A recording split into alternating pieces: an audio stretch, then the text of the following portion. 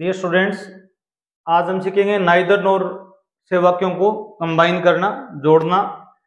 Neither नोर का जो अर्थ है वो क्या होता है? नाइदर का होता है न तो न। अब फर्स्ट टाइप है जब कर्ता क्या हो भी समान हो। जब कर्ता दोनों वाक्यों, दो सेंटेंस आएंगे, दोनों वाक्यों कर्ता क्या हो भी समान हो, इसमें वही नियम लागू होगा जो आइदर और में हुआ था और नॉट ओनली बट आल्सो में हुआ था। वाक्य समान हो वहां तक लिखेंगे, फिर नाइदर का प्रयोग करेंगे, फिर पहले वाक्य का शेष भाग लिखेंगे, फिर नोर लगाकर दूसरे वाक्य का शेष भाग लिखेंगे। इसमें एक विशेष बात ये ध्यान रखनी है आपको कि नोट हटाना है। वाक्य के बीच में, दोनों वाक्यों में नोट आएगा, उसको हटाना है, क्योंकि नाइदर और नोर स्वयं में क्या है भी नेगेटिव सेंस देते हैं, इसलिए नोट का प्रयोग करना उचित नहीं होगा। तो अब सेंटेंस देखिए भी, you should not come today और यू शुड नॉट नोट था कम टुमारो। अब दोनों वाक्यों में क्या है भी, जहां तक वाक्य समान है वहां तक लिखना है अपने को। और समान कहां तक है भी, यू शुड नॉट कम यहां तक समान है। तो पहले क्या लिखेंगे भी, यू शुड नोट हटेगा, नाइदर, केवल नाइदर नोर में ध्यान रखना, आप नोट का प्रयोग हटेगा नहीं होगा। शुड कम, फिर क्या लिखेंगे भी, यहां पर नाइदर का प्रयोग करेंगे, फिर पहले वाक्य का बचा हुआ वाक्य बचा भी टुडे, फिर क्या लिखेंगे भी नोर, फिर दूसरे वाक्य का बचा हुआ शेष वाक्य भी टुमारो। इसमें विशेष बात यह है कि जो नोट है वो यहाँ पर प्रयोग नहीं होगा, और आइदर और का प्रयोग था, नॉट ओनली बट आल्सो का प्रयोग था, वो सेम का सेम है। पहला दोनों वाक्य समान है वहां तक लिखो, नाइदर का प्रयोग करो, पहले का शेष भाग लिखो, नोर का प्रयोग करो, दूसरे वाक्य का बचा हुआ पार्ट है वो लिख दो। अब ये थोड़ा मोस्ट इंपोर्टेंट है, याद रखना, Sita does not play football, she does not play cricket. अब यहां पर समान कहां तक है भी, प्ले तक समान है। दोनों वाक्यों का कर्ता यहाँ पर सी है, यहाँ पर सीता है, सीता के लिए ही सी का प्रयोग हुआ है।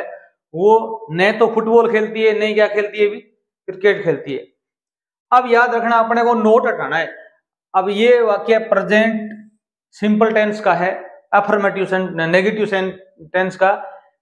अगर नोट हटाएंगे तो डू नोट डज नोट भी हटेगा, यहाँ पर डू नोट भी आ सकता है, डज नोट भी आ सकता है। ये थोड़ा सा ध्यान रखने योग्य बात है। अगर डज नोट और डू नोट हटाएंगे, सीधा नोट हो तो कोई दिक्कत नहीं है, हेल्पिंग वर्ब बच जाती है, जैसे यहां पर शुड थी। अगर डज नॉट हटाएंगे तो वर्ब में एस या ईएस का प्रयोग करेंगे। कर्ता एक वचन है तो एस या ईएस लगाएंगे, कर्ता बहुवचन है तो नहीं लगाएंगे। अब देखो, जहां तक वाक्य समान है वहां तक लिखो, सीता। अब डज नॉट हटेगा, नोट अकेला तो हटेगा नहीं, डू नोट होता तो भी हटता, डिड नोट होता तो भी हटता। डज नोट है तो यहाँ पर एस या ईएस लग जाएगा, डू नोट है तो यहाँ पर लगेगा नहीं, डिड नोट है तो यहाँ वर्ब की कौन सी फॉर्म हो जाएगी, फर्स्ट की सेकंड हो जाएगी। ये याद रखना आप। अब प्ले क्या आएगा अभी, प्लेज, क्योंकि सीता कर्ता एक वचन है तो वर्ब की फर्स्ट फॉर्म में जो यहाँ पर डज में एस या ईएस था वो यहां लग जाएगा, प्लेज। अब क्या लिखेंगे अभी, नाइदर, पहले वाक्य का बचा हुआ पार्ट है फुटबॉल,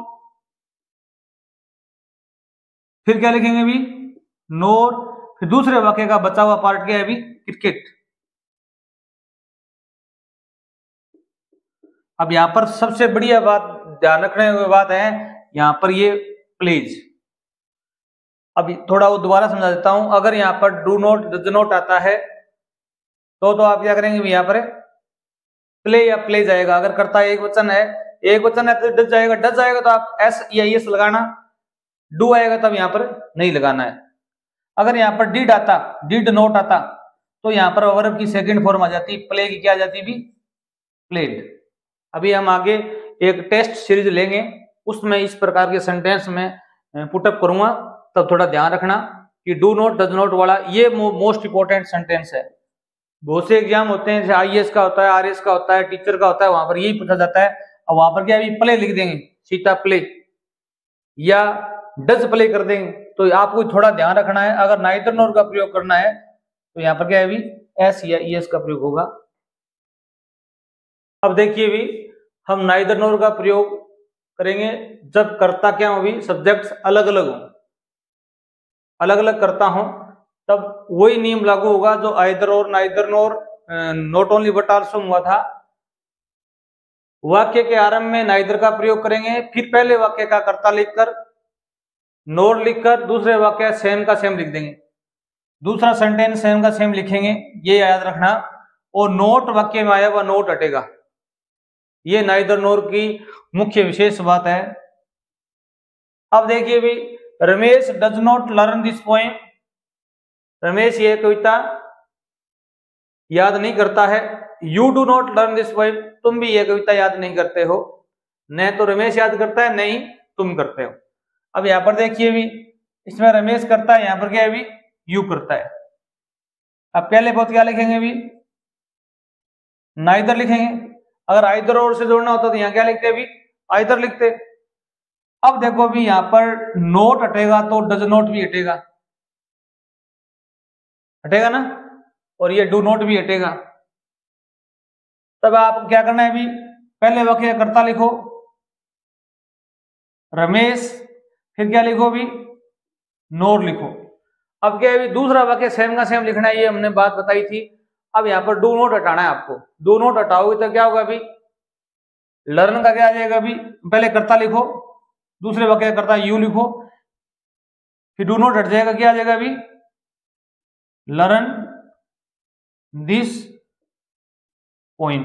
अगर यहाँ पर डज नॉट होता तो यहाँ पर एस लग जाता, क्या लगता भी एस, क्योंकि जो नाइदर नॉर आइदर और नॉट ओनली बट आल्सो में जो ये क्रिया आती है ये इस कर्ता के हिसाब से आती है। अगर ये बहुवचन है तो यहाँ बहुवचन आएगी, अगर एक वचन है तो एक वचन आएगी, एस या ईएस लगेगा। यहाँ का डज नॉट आपको कोई लेना देना नहीं है, क्योंकि यहाँ क्रिया क्या भी इस कर्ता के हिसाब से आएगी। डू नॉट हटेगा तो लर्न का लर्न लिखना है आपको। अब अगला सेंटेंस देखिए भी Sita did not go to Kashmir, Vimala did not go to Kashmir. इसमें कर्ता दोनों का क्या है भी अलग अलग है, सीता इधर क्या है भी विमला है। तो स्टार्टिंग में क्या लिखेंगे भी नाइदर, पहले वाक्य का कर्ता लिखेंगे सीता, फिर क्या लिखेंगे भी नोर, फिर दूसरे वाक्य का कर्ता क्या है भी विमला। इतना तो सभी में करना है। पहले नाइदर लिखो, अलग अलग करता हूं तो अगर कर्ता सेम हो तो सेम हो तो सेम वाक्य लिखेंगे स्टार्टिंग में, पहले नाइदर का प्रयोग नहीं होगा। फिर सीता लिखा, फिर नोर लिखा, फिर दूसरे वाक्य का कर्ता लिखा।